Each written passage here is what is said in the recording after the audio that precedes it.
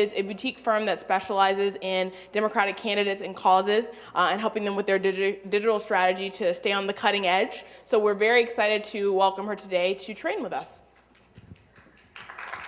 Thank you so much. So we're going to have a pretty informal, training session here. So what I mean by that is please stop me, throw hands up. Let's stop and get into one subject more than another and really be as interactive and collaborative as we can be.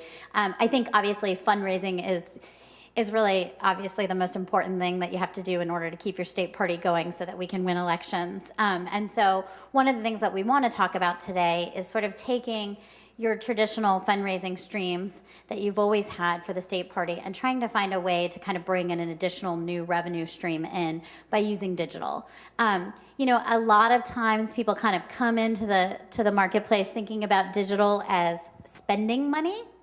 And I want to get you in the mindset of trying to think about it as actually helping you to raise money, which you can then spend on digital and other things. But I want you to kind of think about it as the revenue source it can be. We at New Blue Interactive have worked with several state parties, and we're going to kind of talk about some of the successes that we've had and some of the challenges that we felt with some of the states, so we can kind of, again, have an open discussion about things that we think might be helpful to you in your states. Because I think overall what we've seen is that this is a really great place to build a digital program, no matter if you are the bluest of blue states or the reddest of red states. We think that you're actually able to kind of build a successful program that's going to drive in some additional revenue. I think we can go ahead to the next slide. So if you build it, they will come. If everyone remembers that movie from, I think it's now been like 20 years, but from Field of Dreams, there's this idea that if you build it, they will come.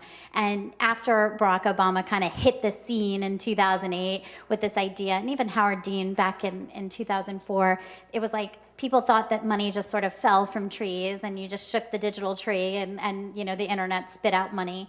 And a lot of people got burned, to be honest, after that, because they tried to use the sort of same techniques and tactics that these presidential campaigns were using and sort of, shake the same money tree, and it ended up being that it cost them more money than it made them.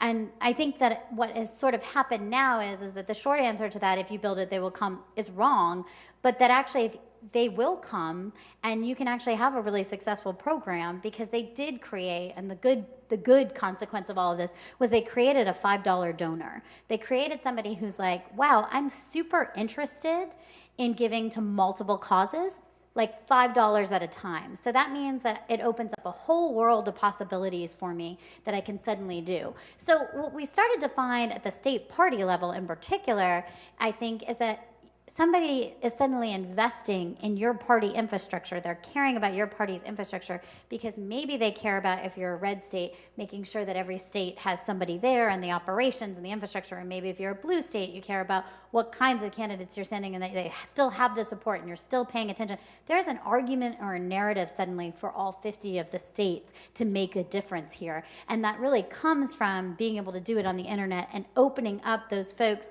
from Alaska to be giving to people, and really people giving in California to giving to the North Dakota Democratic Party last cycle when we saw that there was a Senate race that mattered to them. So it really opens up this possibility where people are actually no longer caring about necessarily where they live and only giving to that. They're suddenly seeing a point to giving across the country. Go ahead and flip to the next slide. But the truth of the matter is, and this is kind of a little known myth, if you will, but it's like, email is still king. We hear a lot about the social networks and Facebook and Twitter and this idea that that's going to raise you money. There are people out there that will convince you that that's the case, but even Barack Obama would say himself that their campaign raised very little money from Facebook and Twitter. At the end of the day, email is still bringing in the most amount of money. So the most important, valuable asset that you guys can have is an email list. And that includes, I'm taking you for a second back to traditional fundraising that you guys are talking about and how you're doing call time and how you're doing, different things with your core donors and supporters. A lot of times one of the biggest things that's missing is we don't even have emails for those folks. So you're chasing checks. We're still running around trying to chase a check from somebody when we could be giving them a link, when we could be sending them emails, when we could be, so some of it is almost digitizing your traditional fundraising. And then the other part of this is, how can I create a new stream of revenue from these $5 donors that are out there? How can I capitalize on that? And the answer, truly, no matter what state you are in, I can't think of a way for you not to be successful at both. So the biggest thing that you need to be focused on is making sure that your number one priority when you sit down to do this is building a strong email list. As outdated and antiquated as that might sound, that's actually what you need to be doing. So I talk with a lot of folks, and they're like, "Well, how the heck do I do that?" There are definitely temptations of the easy way out of doing this. I mean, you obviously have a voter file in front of you, right? Oh, this has got this voter file. It's got all this information. It's got these people's email addresses. But those are actually, and I really do caution you from just having the idea that you can just email everybody on the voter file that's a Democrat and be like, well, these are core Democrats, because those are not necessarily the best people for you. Sometimes it might be better to actually have people from out of state than it is to email those people on the voter file, because they have not signed up or expressed an interest. You do not know that they actually like to receive emails at that address and like to receive emails that are about fundraising and petitions and all the other things that we're going to talk about. So a traditional fundraising program could actually backfire if you actually start sending emails to the van and to those van emails, and they start reporting you as spam. So you can have a world of delivery issues that you just really don't want to get into. So how do you actually do it? Some of the greatest ways to do this are viral list growth efforts. And so when I talk about petitions, let me just stop for a second here. How many of you guys do have an email list right now that you pretty regularly email? That's great. How many of you think that you guys send petitions? Okay, that's a much smaller. I don't know if you guys looked around, and it's totally okay to say that, but one of the things I want to spend time doing is kind of convincing you of why those work. Yes? I want to ask how many state parties have digital media directors? That's an excellent question. How many of you have the resources to have a digital state media director? Oh, I like that we're woo-wooing in the back.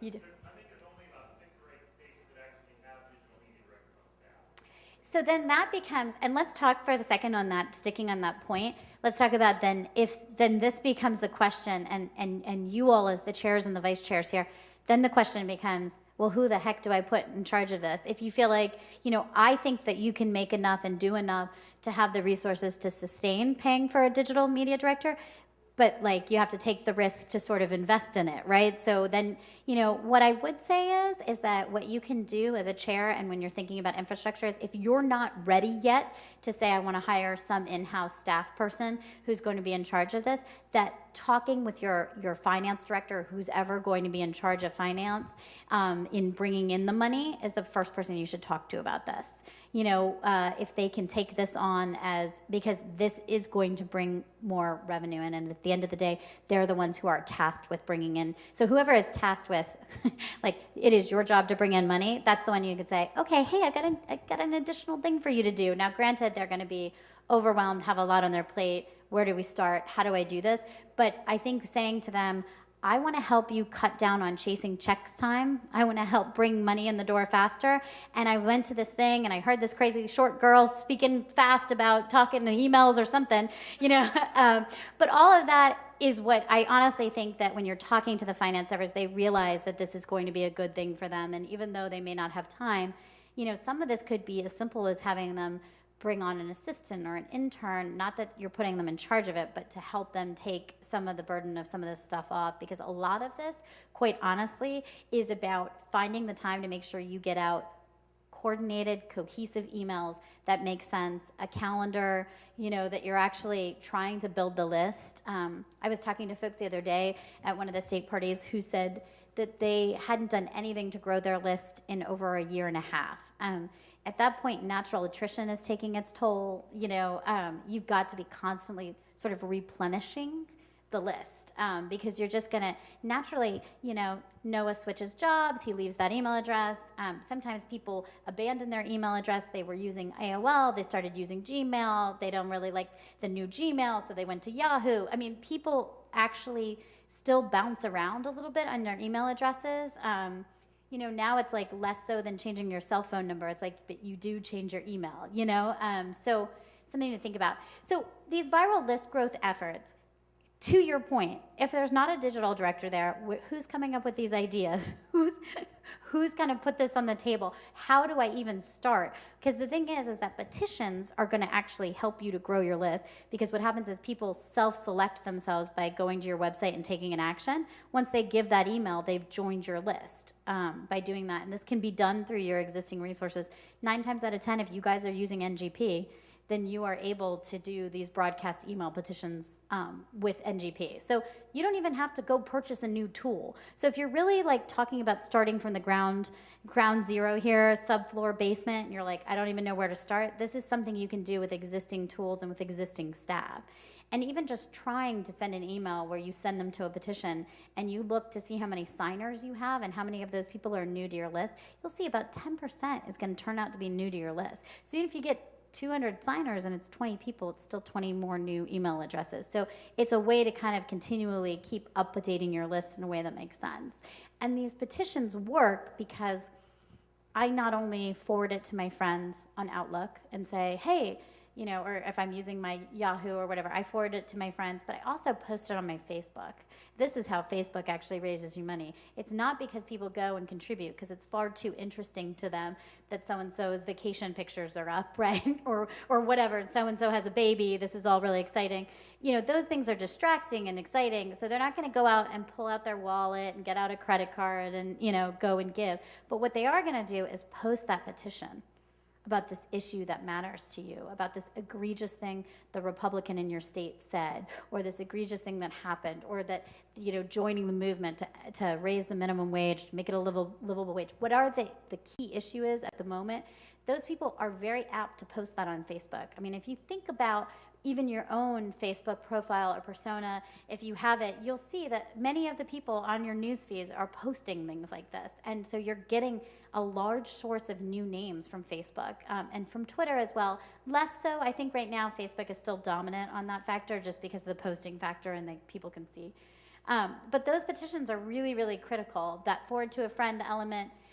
When you do have a good petition, something else is that I also tell people, you guys are in this really powerful moment where your candidates in the state are trying to build their email list. They realize that this is a revenue stream for them, and they're trying to build an email list. You have an email list, they have an email list, joint actions together, or swapping email addresses. These are ways for you to build your list and to benefit them, because remember, we're all trying, you're gonna raise more money, they're gonna raise more money, this is a good thing, we're all gonna raise more money, you know, kumbaya. But we really, like, working together with the candidates in your state actually makes a huge impact in terms of trying to get them to push out your petition so that you guys are doing it together. I mean, we do this a lot. We just did this actually in Texas with Representative Joaquin Castro, who has a very big list and a very great national profile. And when exchanging, they both walked away with thousands of new email addresses. So it benefited everybody. So there is, you know, this is just something that you should be, as I'm talking, you should be starting to actually have your thoughts wander a little bit about who you could be talking to, and scribbling down to yourself, you know what, that's a great idea. I could talk to so-and-so in the state. And also, unfortunately, those folks who lost maybe last time, or, the people who have big lists that maybe they're going to run again, maybe they're not. It's a good person to talk to, especially if you supported them and you guys gave them money. This is a good time to say, I wish we could have done it together, but we're gearing up now in the election year and we really could use your help. Would you be able to give in kind that list? Would you be able to work with, to send an email to your list? I mean, these are the asks that are a pretty low bar to the other person, especially if they're not using it, especially if they lost. It's an uncomfortable ask, but one that, it's one that you should make. Direct mail, if you guys are mailing out letters, I can't tell you, I think letters are wonderful. I did mail for a long time.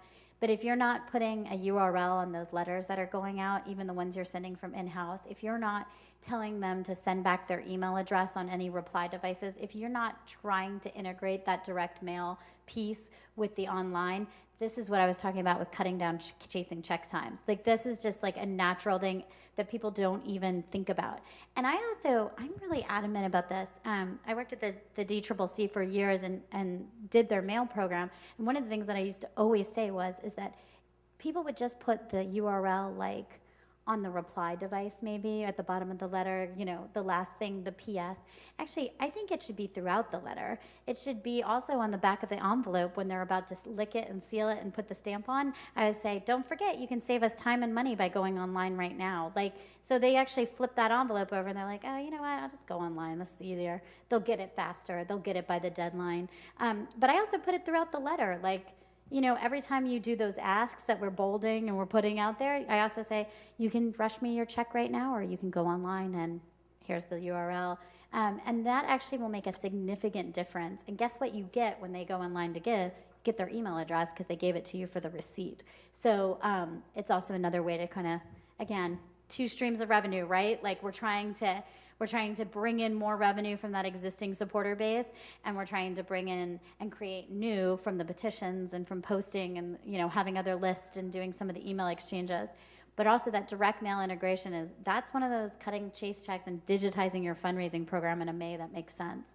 Asking for email addresses at events is something that I talk a lot about, where I think people sometimes, you have the yellow legal pad still, and people are walking in and they're writing down, and they might write down their email addresses. And the truth is, we're talking about resources that we're all busy and have too many things going on, and many times the person who took that lovely yellow legal pad brings it back to the office, and let's be honest, maybe it gets put under a pile of papers, and we don't see it again until 2016. And those email addresses are long since gone and dead. I've actually talked about digitizing your program. I've actually told people to bring iPads and, I have a Surface, any kind of tablet with them at events. And instead of having the legal pad, have them actually go in right then and there. Right, okay? So right then and there, instead of the yellow legal pad, you have it up on the page, and they actually type in their own address, and it goes, and it goes right in. And so you literally, there are, your TikTok, if you've got it Wi-Fi enabled, you can literally have them signing up and having it going automatically into your email list, and they'll start receiving it the next day. It can be that simple. And obviously, we talk a lot about Square and, running the credit cards right then and there. You can also do it, if you have it Wi-Fi enabled, right to your contribution page. So it's just thinking about it in terms of how, it's not just digital and this email program and the email list. It's like, how can I bring every aspect of it into it? Yes, you had a question. I know. Little for the little square, yeah. Sure, I'm going to actually give this to you, and that way you can say it. We use Square in our business, and I've wondered why the party doesn't just jump in and get something like that too, because it's so simple. I think some parties are using it. Is anybody using Square? Okay, one. So, that's a great question. I wish I actually had one on me. I would show you, but it's literally a square that it's about this big, and you attach it to your phone, and it allows you to swipe a credit card right then and there. Or your tablet, and you can swipe the credit card, and it processes for you. Yes, I'm gonna bring the microphone. So hold on one sec.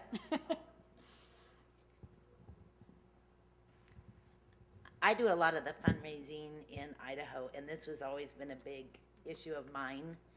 And so about 5 years ago, through fighting a lot with our ED, we do a door prize at every event, only if you completely give your information, your name, your full address, and your email. And we don't give cheesy things like wine baskets or spa baskets. A couple years ago, it was a new iPad that we got Hewlett-Packard or somebody to donate. It has worked at every event. We get almost 100%. And then we get one volunteer. Because what we do is we put the slips on it's still the old-fashioned way. Yeah. But, and then we always have one volunteer within a couple days after the event that goes in. But it has been great because some people walk, I don't care if you have your iPad, they're going to say, I don't want to give you. They know what you're doing. Right. American people, if you've owned, they want something free. Look how many people go and fill something out. So it's just a suggestion. You can do ski weekends. Somebody maybe has a summer cabin they'll give up, but make it worthwhile. But you can't, for that small door prize, pay people to get that information. Yeah. Oh, absolutely. Absolutely. I'm going to take this back here. I think my comment was on the Square, and I think that it's just hard to collect full donor data when you use Square. And if, was it Alaska that raised your hands? Are you guys using Square?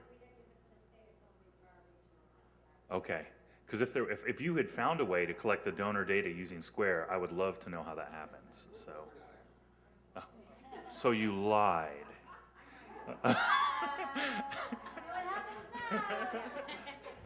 Well, that's why I suggested actually having the laptop with the Wi-Fi enabled to the page, because I think that's actually the safer. That way you're getting and collecting all the proper information, but you're still doing it instantaneously. But you're compliant. Did I see another hand? No. I was going to say that, Jeannie, I would totally fill in a little slip of paper just for a wine basket. Okay, we got some drinkers back here.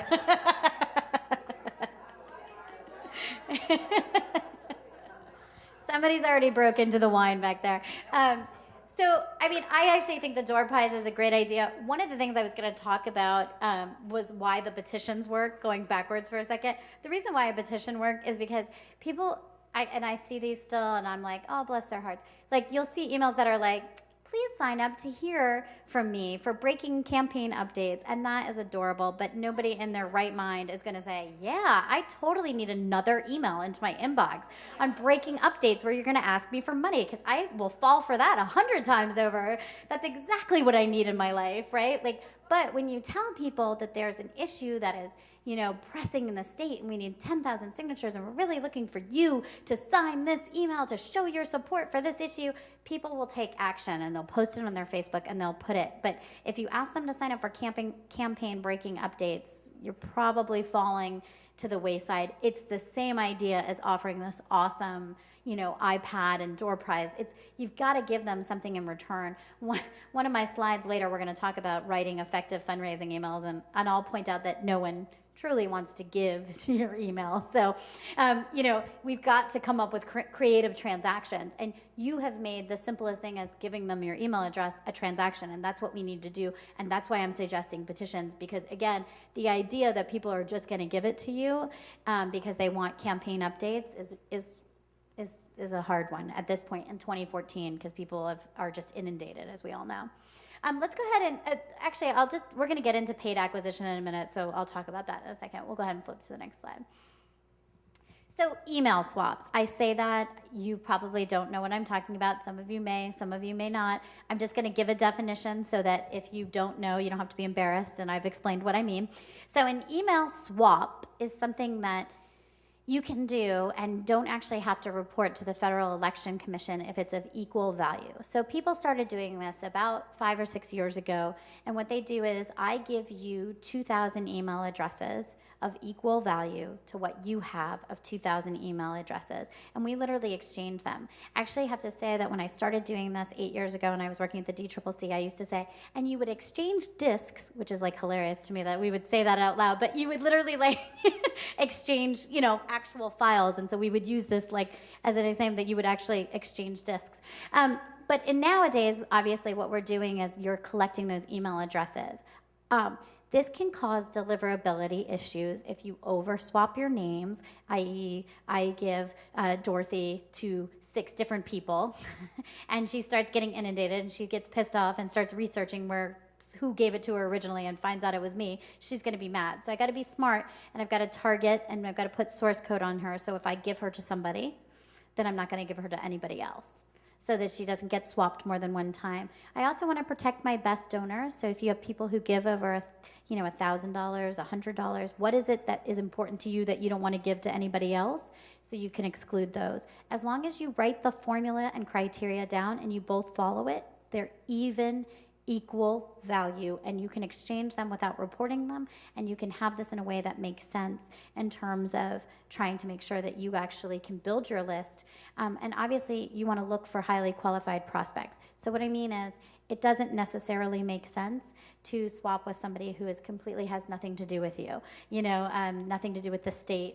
But it might actually make sense if you have 2 red states who both have really big races going on. And you know what? There are people that you're doing out-of-state to out-of-state donors that are on their list to out-of-state people that are on their list. It actually may make sense, I've got some questions in the back, so I'm going to I'm gonna get my exercise here. I have one of those little Fitbits, so I'm getting my steps in. All right, she did her hand first. All right, I'm going over here then. Plus, these are the drinkers. I like them. Right, there you go. Yeah, hick. I was curious if anyone had ever done any follow-up research to find out, after you've done a swap, what's the drop-off rate of people then unsubscribing? So that's a great question. And actually, you want to get rid of the people who don't take action. So I actually will find when we go back and do this with my candidates, and I do work with several state parties, when we go back and look at the source of new donors to the list, you know, the top 5 are always different swaps we did. Like, you know what I'm saying? Like, so they're doing great. Now, those people who did not take action, I dump them. I get rid of them. You don't want to hold them on your list because these people who are monitoring you, I'm trying not to make that noise. The people who are monitoring to see if you need to go into spam boxes, essentially, quite honestly, they judge you by the percentage of people who are taking action on your list. So if you have a bunch of people that you swapped and you're hanging on to them with this dream that they're gonna like suddenly take action after like, you know, a couple months on the list, they're not, first of all. And second of all, you want to get rid of them because that's lowering your reputation, which you don't want. So it might be a high percentage of people, that the higher the percentage of unsubscribes is generally the first time you do it, and you want to get rid of those people because you don't want them to report you as spam. You'd rather have them unsubscribe and never hear from you again. And that's totally fine for them to do, you know. So I think that answered your question. I know he had a question, and then I'll come back. Okay. Actually, what state are you from over there? Washington? Yes. So in Washington, no, so our email list in Washington State's about 120,000, I think, which is a pretty decent size. We lose about 10,000 a year to, you know, overall. Not just, yeah, our deterioration rate is about 10,000. So we need to, in order to stay ahead of that, we need to make sure we're acquiring more than 10,000 a year. So knowing that rate is really important. But the other thing I wanted to add for the swap safety is if you've got an elected official or organization that is not quite comfortable swapping, the second tier is to ask them to send out an email on your behalf. And yeah, or joint action. And the third one is to get them to sign one of your emails because you'll reach a different crowd and can pull folks in, which I think makes a big difference. And quite honestly, there are a lot of people who won't swap for a variety of reasons. They've been told that it will like blow up your email list and fizzle them into some kind of explosion or something terrible will happen. If you're doing it correctly, and we're talking about purging those names, and you're doing it in a way that you've actually mapped out the criteria, you're tracking those names, you're sourcing them back to Dorothy over there, I don't want to give to 6 people. You know, if you're actually doing it the correct way, you're going to face delivery issues no matter what. And the more important thing is not that you don't swap, it's that you're purging non-action takers. Because we talked about how they're determining if you're spammy. And some of the ways that they determine you're spammy, number 1 is the percentage of dead addresses you're sending to. Number 2 is how active your list is. So every time you send out, are you getting lots of clicks? Are you getting so it's, you know, it's not just, they don't know if you're raising $10,000 from one email, but it's only 5 people. They only see 5 clicks. You know what I mean? So that means you have to send non-fundraising stuff and get lots of clicks so people can see that these people are taking actions, i.e. another pitch for petitions here. There were only a couple people that like raise their hands with petitions, but that's another reason petitions are good. I like to send people to Facebook so that they're, you know, clicking, and generally you tell people to go to Facebook, they're still interested enough in Facebook that they will. I think we had a question, so I want to make sure. I guess my question is, when acquiring the list before importing it into your database, NGP, whatever have you, is it effective to send an email via Outlook with a link to your database so it gives them the opportunity to sign up without importing them first? Yeah. It depends how small the list is, because if the list is small enough, I think that 100% makes sense. Otherwise, I say go ahead and send it to your list with, and like, for example, if you use Blue State, they force you to sort of put this disclaimer in there that's like, you're receiving this email because you are a friend of so-and-so, in the state, and, if you would no longer like to receive these, opt out. You want to give people the opportunity to see where it came from and give them an opportunity to opt out. Like I said, you want them to opt out if they want to opt out, because those are not the people you're looking for. That's not your highly qualified prospect. So those aren't the people that you want to engage. So it's important to sort of remember that. You should have no attachment to these people you're swapping. Like, you only want the people who want to be there. Everybody else, get rid of them and it's okay. And I think the other thing that you were talking about with natural attrition is that you shouldn't be afraid to get rid of those dead email addresses that are on your list. Those folks, actually, it is better to say bye-bye to those guys because of what it's going to do when it's determining your reputation. Essentially, to explain how spam works or how delivery works, you kind of need to think of it as that I press send, to your point, right? Out into the ether, I press send on my email to my entire list, and it goes out to the really 10 to 20 different gateways, which are the internet service providers or the ISPs, which are the AOL, Gmail, Yahoo, Comcast, AT&T, blah, blah, blah, Earthlink, there's a gazillion, right? So they all go out to those, and when they get to the door, it is their job to be the bouncer at the door and say, I don't like what you're wearing. I don't like how many data email addresses you have. They get to be the discriminators to say. So what these people have done is actually outsourced this to companies who have very manipulative, algorithms that are, that base on their scores on all these different weird algorithms. So it's like the percentage of people who click each time, the percentage who open, the percentage. And then to add into the mix, they sprinkle that in, and then to add into the mix, they put spam traps out there. So there's actually an email address that, like, if you go out there and hit that email address, it'll actually, essentially be like, send out this warning to that spam company who's monitoring you, and they send it out to all the ISPs, don't let them in.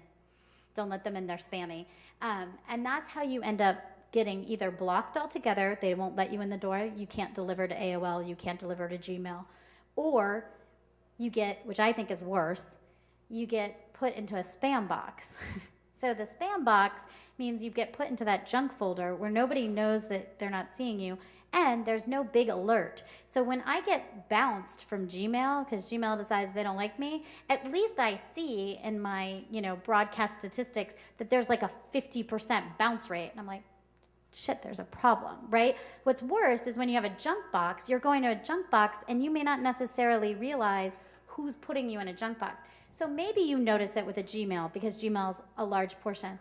But when you're like Earthlink, it may not be substantial to you, but you may lose a couple of hundred good people, and you don't realize it, but those were donors, and they happen to be Earthlink, and you may not even realize that you're getting put into a spam box on Earthlink because it's that layered of a problem. So it's really a lot of monitoring and keeping on top of it. So the biggest thing you can do to stay on top of it is to not be attached to any one email address, so you end up protecting your best. And what I mean by that is that it's important not to send to those dead addresses, because a dead address doesn't just mean it bounced. A dead address is actually those abandoned emails, which it means nobody has taken any action. They haven't even opened an email. So you want to really say to yourself, I don't ever want to send to anyone who hasn't opened my email in 6 months.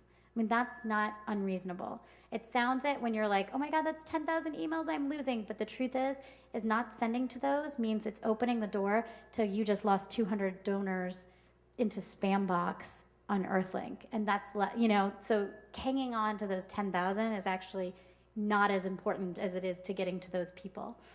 So it's really important to kind of constantly be monitoring this. You have a lot of data, folks. Usually, if there's one person, we talked about staffing, usually there is a data person that is there, and maybe this is not their job at all, but this is something they can look at. This is something they can understand and wrap their hands around if you point them in the right direction. So it is important to monitor, like be on top of this. And as chairs and vice chairs, this is a great, smart question for you to ask.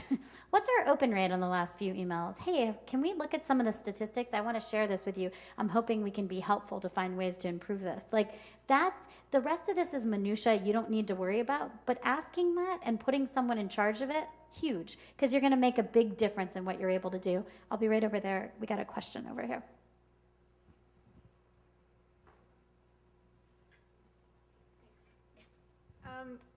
I'm not sure this question really applies to the state parties, maybe only to Democrats abroad. But I'm wondering if you have two lists. We have three.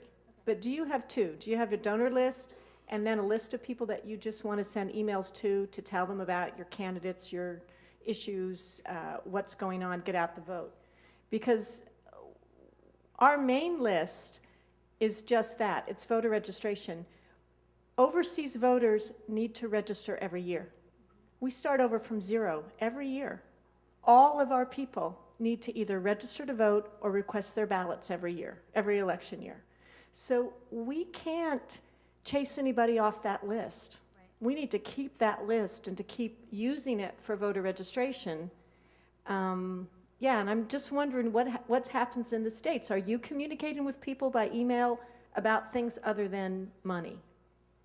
And how do you have those lists talking to each other, and how do you protect the list? So I'll partly answer that, and then I think I got some good, and I want it to be collaborative, so I'm going to start walking over there while I answer from my perspective. I think it's really important to segment. I think one portion of that is you're going to have to be more protective than other people because of your very unique scenario.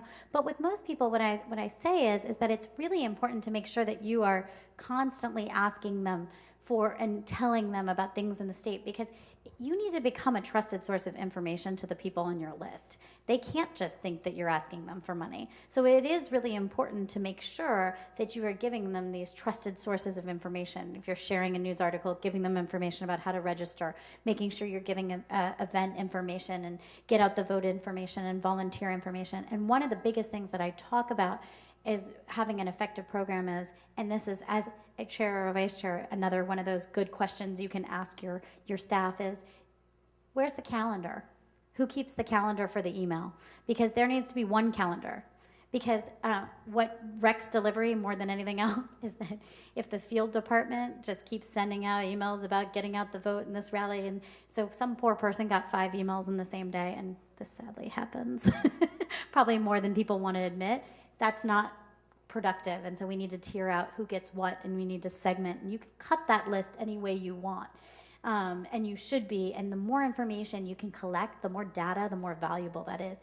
This person should receive this person should receive that, and see who you can move over. Yeah, I was going to say, I know in Idaho they have the general list, and I let the staff worry about that. And as I say, I do fundraising because I live out in the middle of nowhere. I can do it by email, by phone. People can't come and knock on my door and threaten me, so it's easy. But I keep probably 9 different lists because I've been around so long. I know people who are techies, so if I want new computers or equipment for the office, that's who I target. I know people who are business people that know that training your staff, even at the party, is only as good as your company if you're self-employed. So when I need to raise money for to send staff for training or to bring in Wellstone or somebody, that's my list. And I'm very regimented on my list. If I happen to meet someone at a dinner and they start talking about tech, right away I go home and their name goes on my tech list. So same thing is, I'm not going to send out a fundraising. I've only done a few general asks. I'm not really in favor of them. I like a specialized ask. So that's how I do my fundraising. Yeah, I mean, and we're gonna go ahead and flip, I think, to the next slide here. But one of the things I'll say is that we're going to talk about how to raise money and how those transactions are and things you should be looking for when people are writing emails and you're looking at them and sort of so you can, again, sound super smart and say, well, why is this written like this? The best practice is X, Y, or Z. So we'll go through some of those so you can have those little tidbits to go in. The last thing here is, you guys as chairs and vice chairs of different topics, and when you are doing fundraising in your realm, one of the best things you can do when you're thinking about those swaps is bringing up who you can ask to do those swaps and who you can add to those lists and how you can be productive to be part of that. And I think that's really, really huge. That actually gets to my question. I was going to ask it because I thought you moved forward. But when you're thinking about swaps, is it okay to think about nonpartisan strategic partners such as Planned Parenthood or NARA Pro-Choice? And then what do you do knowing that there are, albeit moderate, but there are Republicans on that list? So So that's a great question, and actually tax status is important in that as well. It has to be with the PAC. It has to be their C6 on their element. Yeah, and then, but yes.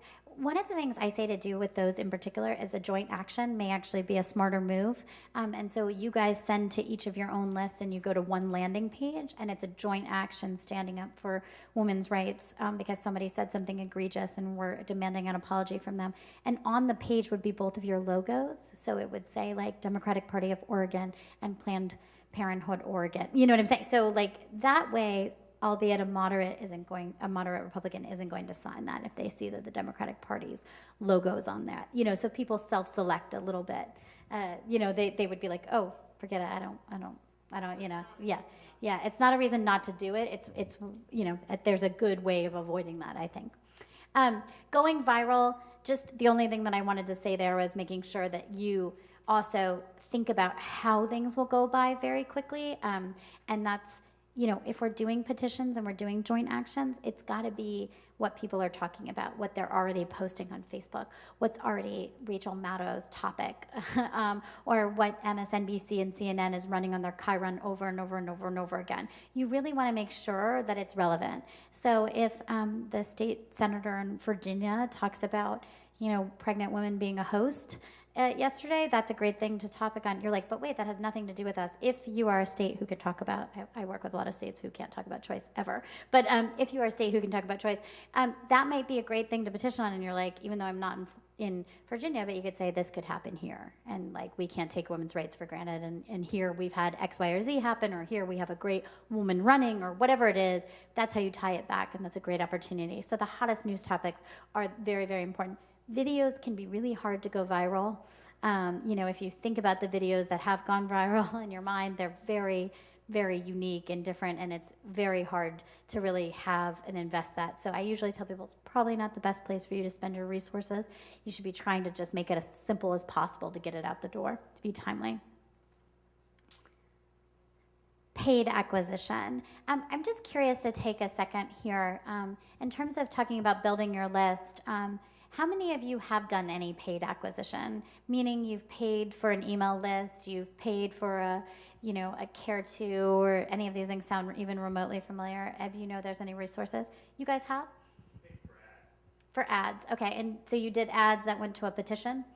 Yes. Okay. Anybody else? That's what you did too, ads that went to a petition. So Facebook ads, Facebook ads for likes, I think are, completely useless when you're a state party, to be fair.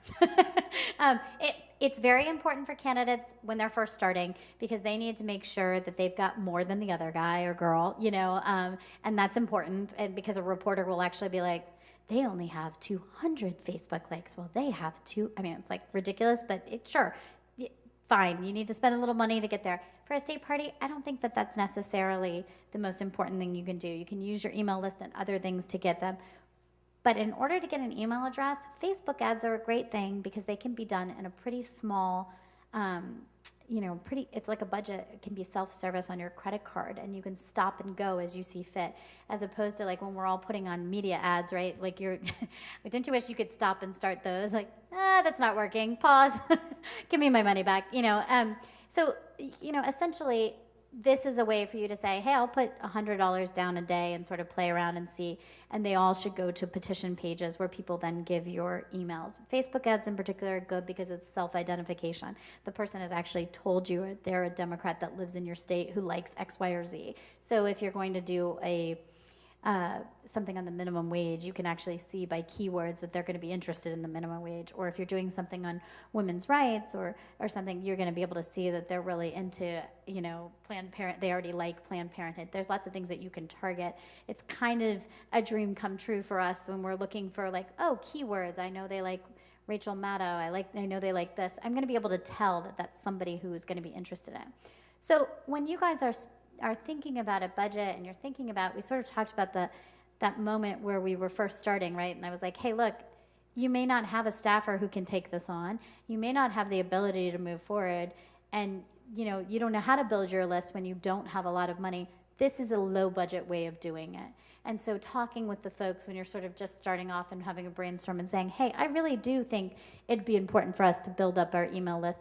this is an easy way of doing that. There are very low-cost test target track methods, meaning you can really just put a little tiny bit of money in, targeting really good audience of highly qualified prospects, and then track if they work out and show a return on investment. You want to see a return on investment, meaning you want to make more than you spend within 60 days of whatever investment you've made.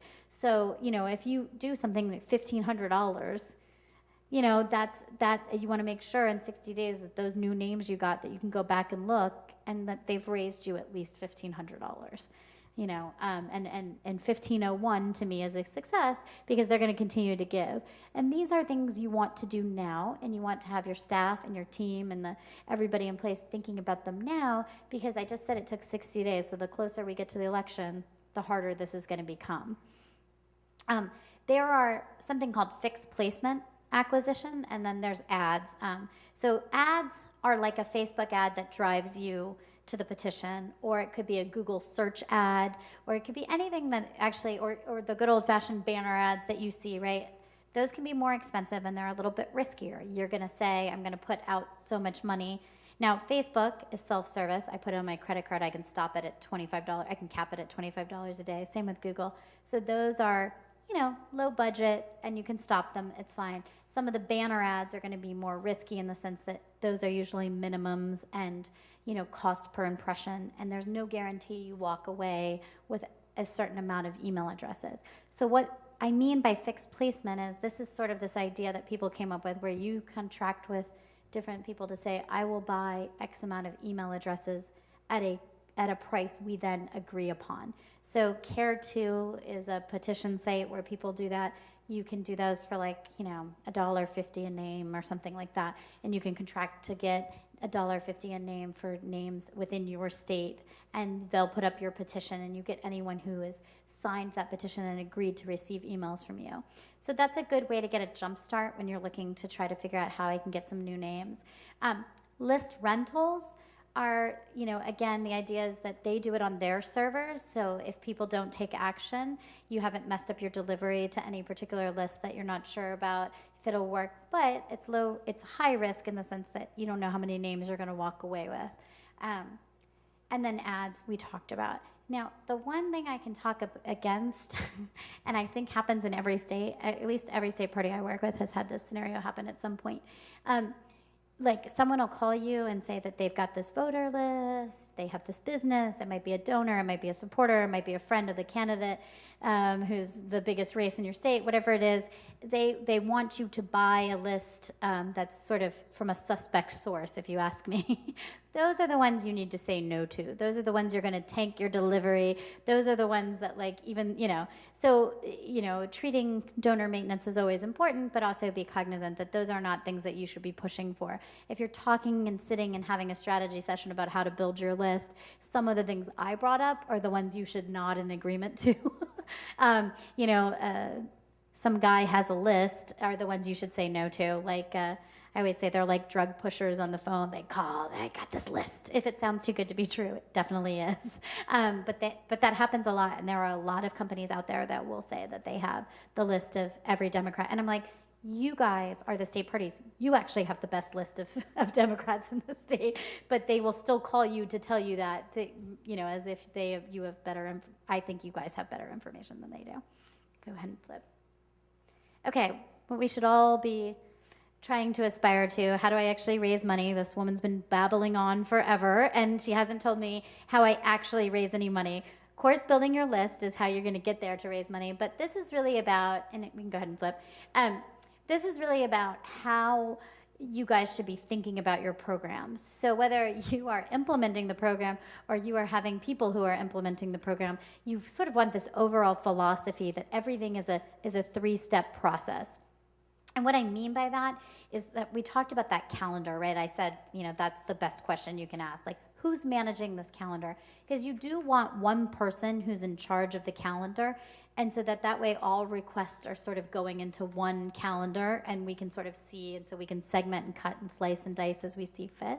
But I like to think of the emails that we're doing to be following through on every topic in a 3-part series way. So what I mean by that is, we talked about a petition, right? If I'm going to send a petition out there, I don't want the next thing that that person sees to not say anything at all about the petition and be on a totally different topic and be totally somewhere else, because it makes you seem as if the state doesn't actually care about whatever an issue is you just ask them to do. So you want to follow through. So what I like to do is, let's say it's a petition, you open with a goal and a deadline, and then you have a second part to it where you tell them where you are in the process. And the third part is a thank you. The same applies to fundraising series. I do the same exact thing with a fundraising series. I treat it the same exact way. Open with a goal and a deadline of how much we're trying to raise and by when. I tell them where we are in the series. I'm sure you've seen these emails. They get increasingly more dramatic, right? As we get closer, it's like, we're halfway there. 1 hour left. I used to joke, like, when there was the Democratic primary in 2007, there was like 9 different, presidential candidates, and they would all be like, 9 hours left, 8 hours left, 7 hours left. I mean, like, pretty soon you're gonna have a 7 minutes left email. But the second push, and then the last one, thank you. We did it. We met our goal. We hit our goal. We blew past our goal. You always want to close out. And I'm going to go back to petitions for 1 second just to say it's super important with the petition that you close it out, even if the issue's not over. But you say, we did it. We got, tens of thousands of you, or if it's not tens of thousands, hundreds of you joined with me and made our voices heard. So you just need to make sure that you tell them that it was really important to you that they did this, because you always need to hear a thank you. They always need to hear that sort of third part in the process. I always tell people, look, if the email bombed and you want to kind of go on to a different topic and pretend you never sent out that fundraising email, that's fine. You still need to thank them, and you can use that thank you email to pivot to another topic, but you always need to address it. If it's a PS or a PPS, thank you so much to all of you who signed our petition last week, but you always need to address it, because you always want to make sure you're telling people whatever action you told them is actually important to you, and it's important to you that they did it. We're going to go into the next one, because the truth is, and I'll say this 100 million times, no one wants to give you money.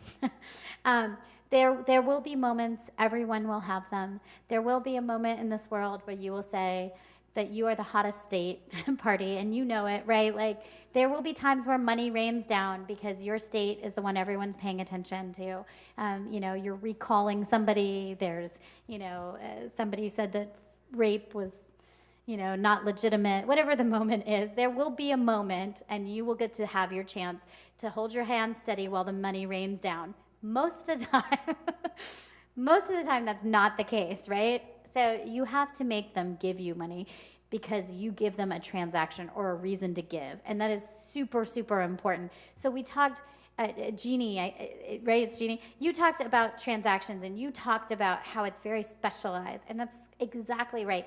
It doesn't always have to be super specialized per se. I mean, you may not have 9 lists already segmented, sliced, and diced, because you may not have had the kind of person who has been willing to put the work in to do that. But you can definitely talk about a transaction, and there are some things that will apply to everyone that people will really like and hear. The FEC deadline works like a charm, to be fair. The FEC deadline is something that they have been trained to understand, because Barack Obama, the Democratic Party, the DNC, the DCCC, the DSCC, I don't know, anybody you can think of has told them it's really, really important to give with the FEC deadline. And thankfully, they also told them it was really important every month. So, every month you can kind of use these deadlines, to say that we've got a file, and the amount of money that's in the bank needs to have a strong showing, X, Y, or Z. Those are great moments that are sort of set in stone. So you can kind of know and should plan out and make sure that at the very least you are taking advantage of those set in stone milestones. Yes? I just want to say, the staff asked me to do an ask in September, and I said no. The president, the DNC is, DSCC, all our candidates are doing it. I'm going to do one after the election. And they just rolled their eyes and shook their heads and said, well, okay, fine. So just right around election time, I was down at my barn working, and I thought, no, it's a good time. Everybody's excited. The president got reelected. So I went up to the House, and I wrote just a real basic, sincere email asking people to help the Idaho Democratic Party not end the year in the red. And I asked for $10. So I went back down to my barn because I still had more work to do. And I thought, it's still not personal. It's not enough. So I went back to the house, and I found a picture of my granddaughter and I picking up seashells. and I put that on the email. It was the highest rate of opening Idaho's ever had. It was 1 week after the election. I asked for $10, the average was $25. The personal responses I got, I didn't even expect the responses that I got. But it was probably even a half a paragraph ask. And just the picture made it very, very personal. And that was one of the most general asks I've ever did. They sent it out to everybody. And so I was telling Ann, I think the DNC should have done that right after the election, because the American people were excited. You have to hit it when they're hot. Well, and I'll tell you from many of my clients, we did send, I will say that the DCCC is a perfect example. We sent the congratulations cards, which after you signed, you landed on a contribution page, and they made $1 gazillion off of that because they captured that excitement. So there are ways of doing it.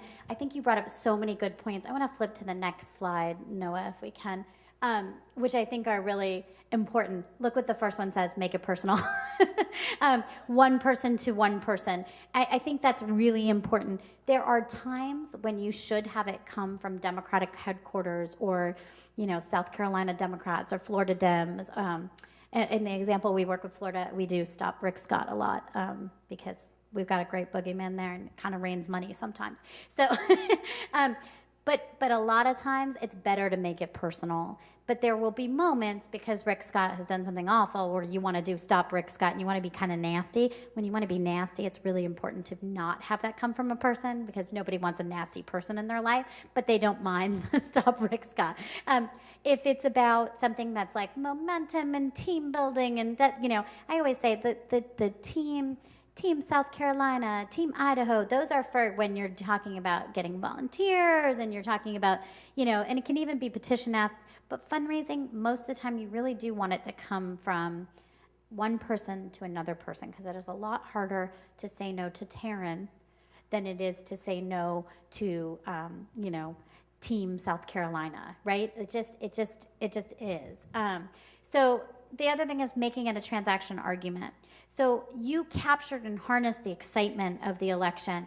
It's always a transaction, even if it's a personal transaction where you said, but you still said, put us in the red after the red state. You still had a transaction that made sense to people. It has to be something that they understand that they're giving. I always use the example when I do candidate trainings. I tell the candidates, they won't give you money because you're good on comprehensive immigration reform, despite what your media consultant has told you. That's not what's going to give it to them. But what will give it to them is that, Americans for Prosperity is running ads all across our state. And the Koch brothers and Karl Rove have decided that we are battleground zero, and they've got ads all over the place.